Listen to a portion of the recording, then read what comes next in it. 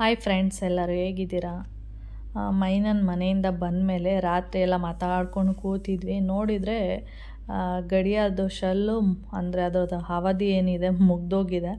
ನಮಗೆ ಗೊತ್ತಿಲ್ಲ, ಹಾಗೆ ಮಾತಾಡ್ಕೊಂಡು ಕೂತಿದ್ದೀವಿ. ನೋಡಿದರೆ ಇದೇನು 10:30ನೇ ತೋರಿಸ್ತಾ ಇದೆಯಲ್ಲ ಅಂತ ನೋಡಿದರೆ ಟೈಮ್ ಬಂದು 11 ಕಾಲಾಗಿದೆ. ಇದು ಮಾತ್ರ 10:30ನೇ ತೋರಿಸ್ತಾ ಇದೆ. ಆಮೇಲೆ ಬೆಳಿಗ್ಗೆ ಚೇಂಜ್ ಮಾಡೋಣ ಅಂದ್ಬಿಟ್ಟು ಹಾಗೆ ಸುಮ್ಮನೆ ಅದೇ. ಆಮೇಲೆ ನೆಕ್ಸ್ಟ್ ಡೇ ಹುಡುಕ್ತೆ ಏನಾದರೂ ಶಲ್ ಇದೆಯಾ ಏನು ಅಂತೇಳಿ. ಒಂದೊಂದು ಸಾರಿ ಇರುತ್ತೆ ಏನಾದರೂ ತಂದು ಇಟ್ಟಿದ್ರೆ. ಆಮೇಲೆ ಹುಡುಕ್ದಾಗ ಸಿಕ್ತು. ಅದರದ್ದು ಕ್ಯಾಪ್ ಏನಿರುತ್ತೆ ಅದೇನು ಇರಲಿಲ್ಲ. ಇದೇನು ವರ್ಕ್ ಆಗುತ್ತೆ ಏನೋ ಗೊತ್ತಿಲ್ಲ. ನೋಡೋಣ ಸಿಕ್ಕಿದೆಯಲ್ಲ ಇದನ್ನೇ ಹಾಕೋಣ ಅಂದ್ಬಿಟ್ಟು ಆಮೇಲೆ ಗಡಿಯಾರಕ್ಕೆ ಶಲ್ನ ಚೇಂಜ್ ಮಾಡಿದೆ.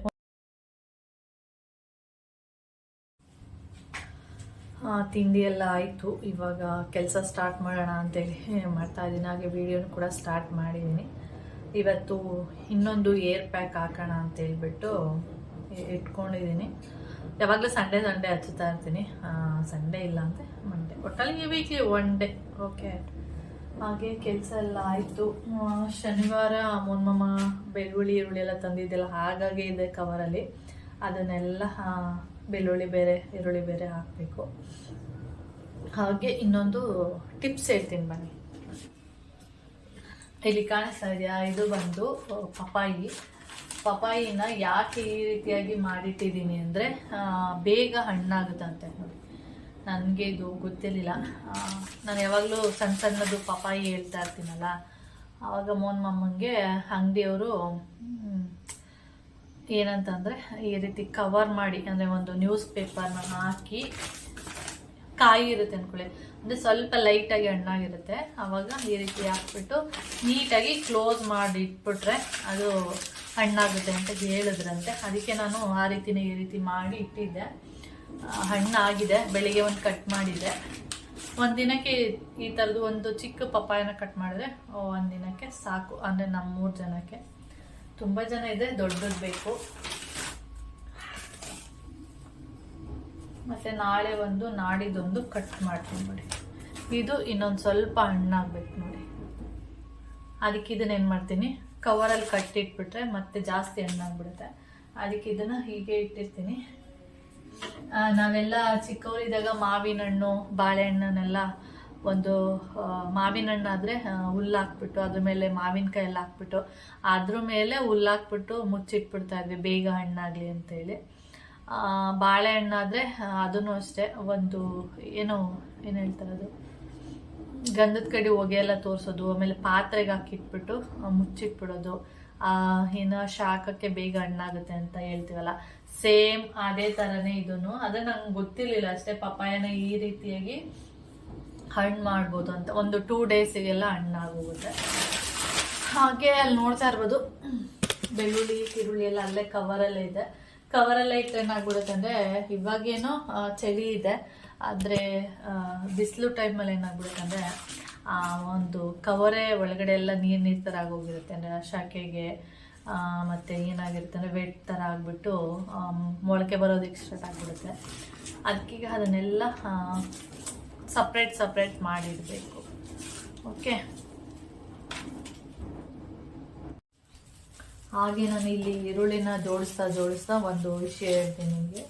ಏನಂದರೆ ಇವಾಗ ಮನೆ ಕೆಲಸದ್ದು ಏನು ಕರೆಕ್ಟಾಗಿ ಗೊತ್ತಿಲ್ಲ. ಏನಂದರೆ ಇವಾಗ ಓಕೆ ಹೇಳ್ತಾರ ಏನೋ ಗೊತ್ತಿಲ್ವಲ್ಲ, ಅದರಿಂದ ನಾನು ಯಾಕೆಂದರೆ ಈಗ ಹಬ್ಬಕ್ಕೆಲ್ಲ ಕ್ಲೀನ್ ಮಾಡಬೇಕಲ್ವ, ಅದಕ್ಕೆ ಮಾಡಲಾ ಅಥವಾ ಬೇಡ ಅಂತ ಯೋಚನೆ ಮಾಡ್ತಾ ಇದ್ದೀನಿ. ಅಂದರೆ 1ನೇ ತಾರೀಕಿಂದ ಸ್ಟಾರ್ಟ್ ಮಾಡಬೇಕು ಅಂತ ನನ್ನ ಪ್ಲಾನ್ ಇರೋದು. ಒಂದು 15 ಡೇಸಲ್ಲಿ ಡೈಲಿ ಸ್ವಲ್ಪ ಮಾಡಿಕೊಂಡು ಮುಗಿಸ್ಕೊಳ್ತೀನಿ.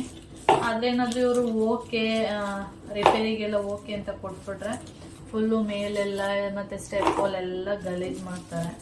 ಮತ್ತು ಒಳಗಡೆ ಇದೆಲ್ಲ ತೆಗೆದ್ರೆ ಪೈಪೆಲ್ಲ ಅದು ಫುಲ್ಲು ಗಲೀಜಾಗುತ್ತೆ. ಅದಕ್ಕೆ ನೋಡೋಣ 1ನೇ ತಾರೀಕುವರೆಗೂ ಏನಂತ ಡಿಸೈಡ್ ಮಾಡ್ತಾರೆ ಏನು ಗೊತ್ತಾಗುತ್ತಲ್ಲ. ಆಮೇಲೆ ನೋಡಿಬಿಟ್ಟು ಮನೆ ಕ್ಲೀನ್ ಮಾಡೋದಕ್ಕೆ ಸ್ಟಾರ್ಟ್ ಮಾಡೋಣ ಅಂತ ಅಂದ್ಕೊಂಡಿದ್ದೀನಿ. ಗೊತ್ತಿಲ್ಲ ಹೆಂಗಾಗುತ್ತೆ ಅಂತೇಳಿ. ಅವರು ಓಕೆ ಏನು ಅವ್ರ ಕಡೆಯಿಂದ ಏನೋ ವಿಷಯನೇ ಗೊತ್ತಾಗಿಲ್ಲ ಅಂದರೆ ನಾನು ಸ್ಟಾರ್ಟ್ ಮಾಡ್ತೀನಿ ಕ್ಲೀನ್ ಮಾಡೋದಕ್ಕೆ. ಓಕೆ ಏನಾದರೂ ಕೊಟ್ಟಿದ್ದಾರೆ ಮಾಡೋಕ್ಕೆ ಅಂತೇನಾದರೂ ಅಂದರೆ ಮಾತ್ರ ಸ್ಟಾರ್ಟ್ ಮಾಡಲ್ಲ. ಮತ್ತು ಆಮೇಲೆ ಅವರೆಲ್ಲ ಕ್ಲೀನ್ ಮಾಡಿ ಎಲ್ಲ ಕೆಲಸ ಮುಗಿಸಿದ ಮೇಲೆ ಒಟ್ಟಿಗೆ ಎಲ್ಲ ನೀಟಾಗಿ ಕ್ಲೀನ್ ಮಾಡ್ಕೊತೀನಿ. ಆ ಥರ ಪ್ಲ್ಯಾನ್ ಇದೆ. ಹಾಗೆ ಇದು ಬಂದು ಇಲ್ಲಿರೋದು ಸಣ್ಣ ಈರುಳ್ಳಿ ಅವಾಗ ತೊಗೊಬಂದಿದೆ ನೋಡಿ. ಅದೆಲ್ಲ ಯೂಸ್ ಮಾಡಿದೆ ಏನಾಗ್ತಾ ಇದೆ ಅಂದರೆ ಮೊಳಕೆ ಬರ್ತಾ ಇದೆ. ನಿಮಗೆ ಕಾಣಿಸ್ತಾ ಇದೆಯಾ?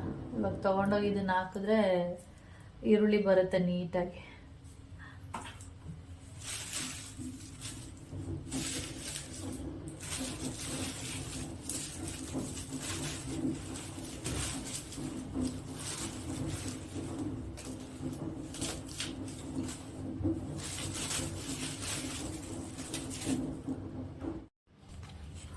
ಇವತ್ತು ನಾನು ಆಲೋವಿರದು ಹೇರ್ ಪ್ಯಾಕ್ಗೆ ಯೂಸ್ ಮಾಡೋಣ ಅಂತೇಳಿ, ಆಲೋವೆರಾ ಪೌಡರು ಹೆಂಗಿರುತ್ತೆ ಅಂತೇಳಿ ನನಗೆ ಒಂದು ಕ್ಯೂರಿಯಾಸಿಟಿ, ಯಾವ ಥರ ಇರುತ್ತೆ ಅಂತೇಳಿ ನೋಡಬೇಕು ಅಂತ.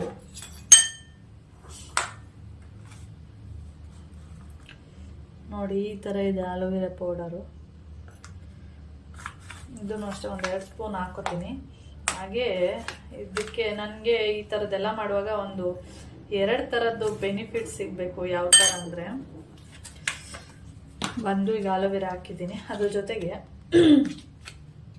ಸೀಗೆಕಾಯಿ ಪೌಡರ್ನ ಸ್ವಲ್ಪ ಯೂಸ್ ಮಾಡ್ತೀನಿ. ಯಾಕೆಂದರೆ ಇದು ಬಂದು ಕ್ಲೆನ್ಸರ್ ಥರ ವರ್ಕ್ ಆಗುತ್ತೆ. ಆದ್ದರಿಂದ ಇದನ್ನು ಸಪ್ರೇಟು ಯೂಸ್ ಮಾಡೋದೇನು ಬೇಡ ಅಂತ ಹೇಳ್ಬಿಟ್ಟು ನಾನು ಇದ್ರ ಜೊತೆನೆ ಏರ್ ಪ್ಯಾಕ್ ಏನು ಯೂಸ್ ಮಾಡ್ತೀನಿ ಅದ್ರ ಜೊತೆ ಒಂದು ಸ್ವಲ್ಪ ಒಂದು ಎಷ್ಟು ಅಂದರೆ ಒಂದು ಅರ್ಧ ಸ್ಪೂನ್ ಅಥವಾ 1 ಸ್ಪೂನ್ ಹಾಕ್ಕೊಂಡ್ರೆ ಸಾಕು. ನೋಡಿ ಇದು ಬಂದು ಸೀಗೆ ಪುಡಿ. ಇದು ಕ್ಲೆನ್ಸರ್ ಥರ ಕ್ಲೆನ್ಸರ್ ಥರ ವರ್ಕ್ ಆಗುತ್ತೆ.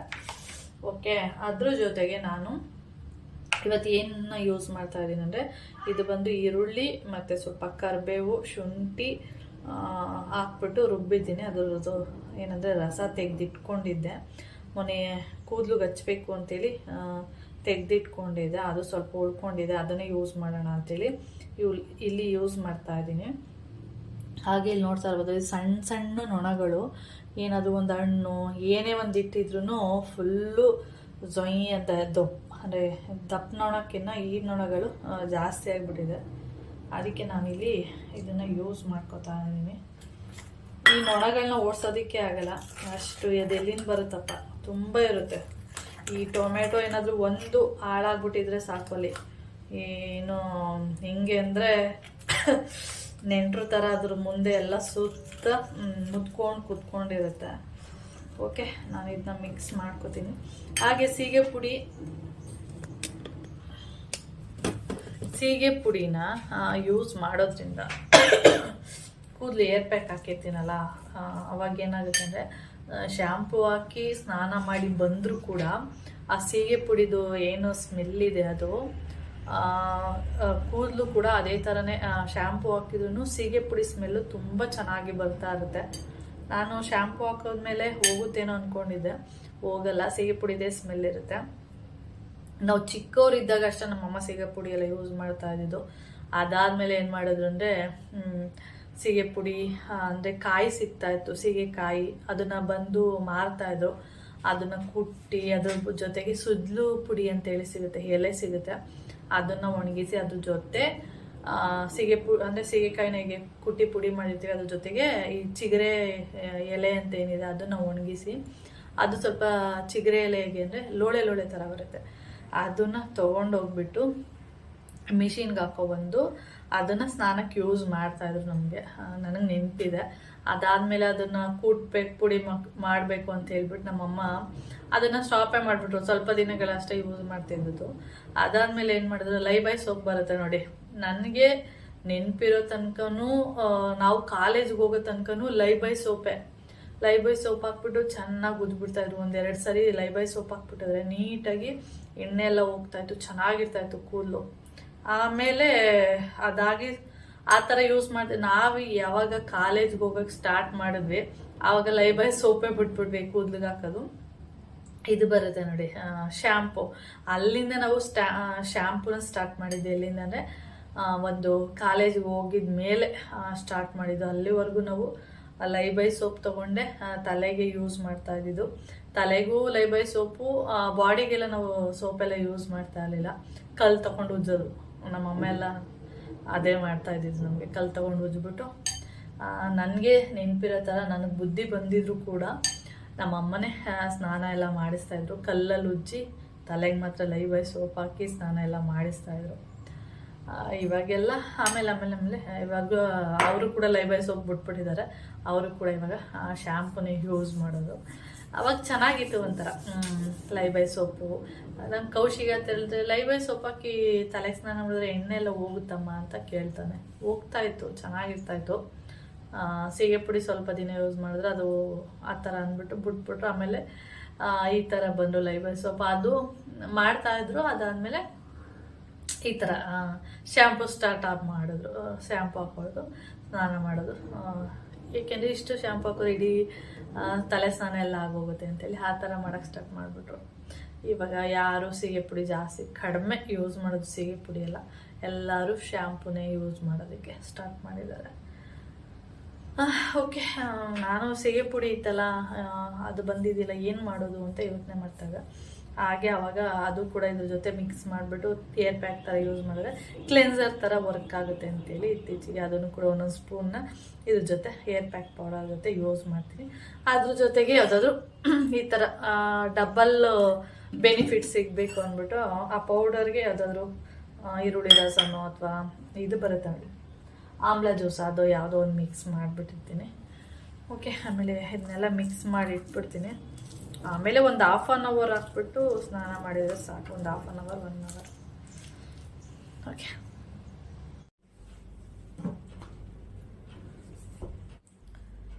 ಎರಡು ಸರಿ ವಿಡಿಯೋನ ಸ್ಟಾರ್ಟ್ ಮಾಡಬೇಕು ಅಂದ್ಕೊಂಡ್ರೆ ಮಾಡೋಕ್ಕಾಗಿಲ್ಲ. ಏನೋ ಅದಿದು ಫೋನ್ ಬರ್ತಾನೆ ಇರುತ್ತಲ್ಲ ಅದರಿಂದ. ಹಾಗೆ ಕೌಶಿಗೆ ಅವ್ರ ಅಜ್ಜಿ ಬಂದು ಗಿಫ್ಟ್ ಕೊಡಿಸಿದ್ದಾರೆ. ಆವಾಗಲೇ ಹೇಳಿದರು ಕೊಡಿಸ್ತೀನಿ ಅಂತೇಳಿ. ನಿಂದು ರಿಸಲ್ಟ್ ಬಂದಮೇಲೆ, ಅಂದರೆ ಅವ್ನ ಬರ್ತಡೇ ಬಂದು ಏಪ್ರಿಲ್ 10th ಇರೋದ್ರಿಂದ ಅಂದು ಅಂದರೆ ಆವಾಗ ಕೊಡಿಸಿಲ್ಲ ಅವರು. ನಿಂದು ರಿಸಲ್ಟ್ ಎಲ್ಲ ಬಂದಮೇಲೆ ಒಳ್ಳೆ ಗಿಫ್ಟೇ ಕೊಡಿಸ್ತೀನಿ ಅಂತ ಹೇಳಿದರು, ಅಂದರೆ ಅವ್ರ ಪುಟ್ಟಜ್ಜಿ. ಅದಕ್ಕೆ ಸರಿ ಆಯಿತು ಅಂತೇಳಿ ಇವಾಗ ಗಿಫ್ಟ್ ಕೊಡಿಸಿದ್ದಾರೆ. ಏನಂದರೆ 5000 ರೂಪೀಸ್ ಕೊಟ್ಟರು, ಅದರಲ್ಲಿ ಏನಾದರೂ ನೀನು ತಗೋ ಅಂಥೇಳಿ. ಅದಕ್ಕೆ ಅವನು ವಾಚ್ ತೊಗೊಂಡಿದ್ದಾನೆ, ನೋಡ್ತಾ ಇರ್ಬೋದು. ಇದು ಬಂದು ಯಾವುದಂದರೆ ಫೈರ್ ಬೋಟ್ ಅಂತೇಳಿ. ಗಾಳಿಗೆ ಡೋರೆ ಹಾಕಿಲ್ಲ, ಅದು ಬೀಸ್ಕೊಂಡು ಓಪನ್ ಆಗೋಯ್ತು, ಯಾಕೆಂದರೆ ಕ್ಲೋಸಲ್ಲೇ ಇರುತ್ತೆ, ಬೆಕ್ಕು ಬರುತ್ತೆ ಅಂತೇಳಿ. ಓಕೆ, ಅವ್ರ ಅಜ್ಜಿ ಕೊಡಿಸಿರೋದು ಇದು ಫೈರ್ ಬೋಲ್ಟ್ ಅಂತೇಳಿ. ಚೆನ್ನಾಗಿದೆ, ನನಗೇನು ಇಷ್ಟ ಆಗಿಲ್ಲ. ಅಂದರೆ ಚೆನ್ನಾಗಿದೆ, ಆದರೆ ನನಗೆ ಅಂದರೆ ನಾವೆಲ್ಲ ಹಾಕ್ಕೊಂಡ್ರೆ ಅದೇನೋ ತುಂಬ ದೊಡ್ಡದು ಅನಿಸುತ್ತೆ. ನಾನು ಅಂದ್ಕೊಂಡೆ ನೋಡಿ ಈ ಥರ ಇದೆ, ಚೆನ್ನಾಗಿದೆ.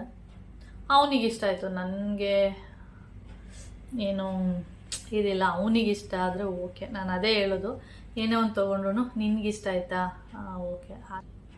ಯೂಟ್ಯೂಬು ಶಾರ್ಟ್ಸು ಅಂದರೆ ಶಾರ್ಟ್ಸ್ ಅಂದರೆ ಇನ್ಸ್ಟಾಗ್ರಾಮು, ಫೇಸ್ಬುಕ್ಕು ಎಲ್ಲ ನೋಡ್ಬೋದು, ವಾಟ್ಸಪ್ಪು ಎಲ್ಲ ಇದೆ. ಗೇಮ್ ಕೂಡ ಆಡ್ಬೋದು, ಸುಮಾರು ಏನೇನೋ ಇದೆ. ನನಗೆ ನೀನು ಹೇಳ್ಕೊಟ್ಟ, ಆಮೇಲೆ ನಾನು ಮತ್ತೆ ಸರಿ ಆಯಿತು ನಿನಗಿಷ್ಟ ಆದರೆ ಓಕೆ ಅಲ್ವಾ ಅಂದ್ಬಿಟ್ಟು ಆಮೇಲೆ ಅವ್ರ ಅಜ್ಜಿ ಕೊಡಿಸಿದ್ದಾರೆ. ನಾನು ಅಂದ್ಕೊಂಡೆ ನಾನು ಯಾವಾಗಲಾದರೂ ಒನ್ ಟೈಮು ಯಾವಾಗಲಾದರೂ ಎಲ್ಲಾದರೂ ಹೋದಾಗ ಹಾಕ್ಕೊಂಡು ಹೋಗ್ಬೋದು ಅಂತೇಳಿ ಅಂದ್ಕೊಂಡಿದ್ದೆ. ಅಂದರೆ ನನ್ನ ಕೈ ತುಂಬ ಸಣ್ಣ ಇರೋದ್ರಿಂದ ನನಗೆ ಅಷ್ಟು ಚೆನ್ನಾಗಿ ಕಾಣಿಸುತ್ತೆ ಏನೋ ಗೊತ್ತಿಲ್ಲ. ನೋಡಿ ಈ ಥರ ಇದೆ, ಚೆನ್ನಾಗಿ ಕಾಣಿಸುತ್ತಾ?